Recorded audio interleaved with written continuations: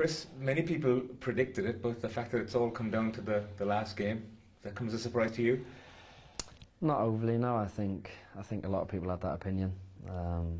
Before the group started, I think we knew there were sort of 4 teams. I think that we're around the same level, and as it is, 3 of us are sort of left in, fighting it out.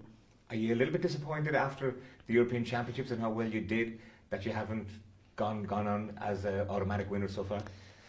We'd love to have done that, but I think we're realistic enough to know that with the group we were given, it was always going to be tough.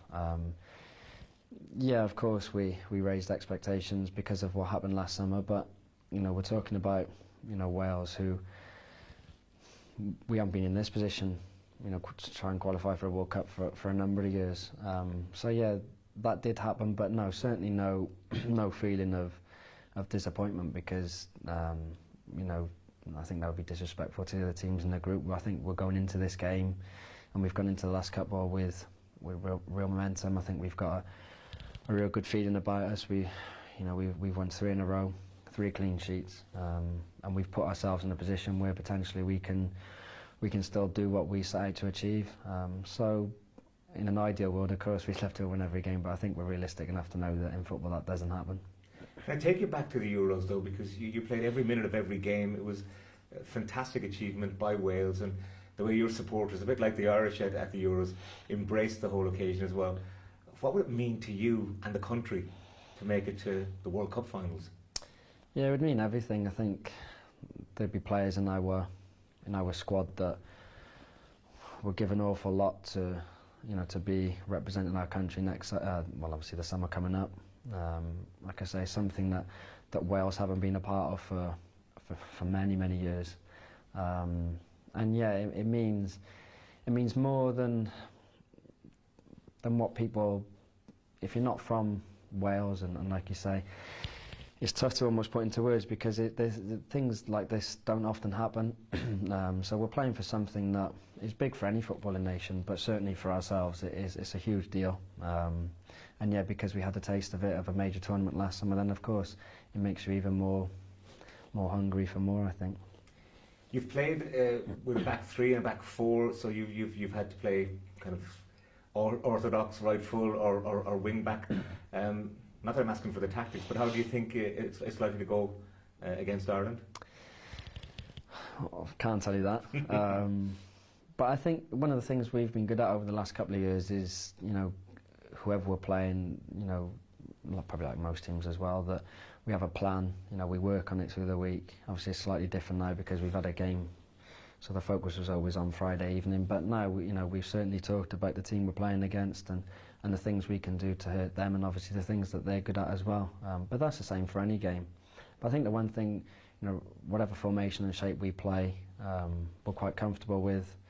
But then ultimately, regardless of however many you play in defence, midfield, and up front, you have to do it well. So whatever formations are on show tomorrow night, it's important that we do it well, and ultimately the team that does it best will probably win the game. Well, the Ireland players well, though it's a bit different than your average international football game, because the styles, your relationship with the players and the styles are so similar.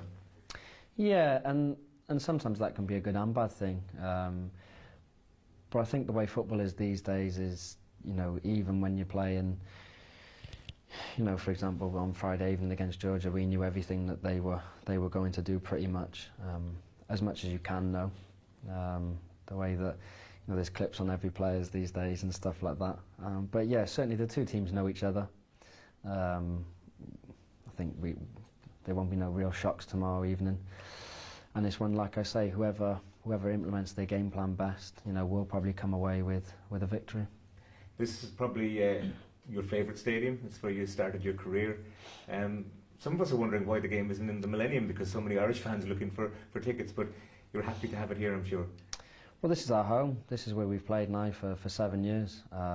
So, yeah, this is our stadium. And I think it's a good thing, in regards to tickets. I think, when we came over last March, I think we could have sold a lot more tickets as well. I think we were after we were after more than what we were given, and the same obviously for this game, and it's a good thing because that means that the teams are doing well, and if you're selling out stadiums, it means that there's a demand there because the team is doing well. So yeah, no, this is our home. It's a place where we've had some real good memories, and yeah, this is where we're very, very comfortable, and I think the Republic of Ireland could have sold more tickets, and we certainly could have sold a lot more as well. To all intents and purposes, it's a Cardiff Cup final, isn't it? Yeah, of course, it's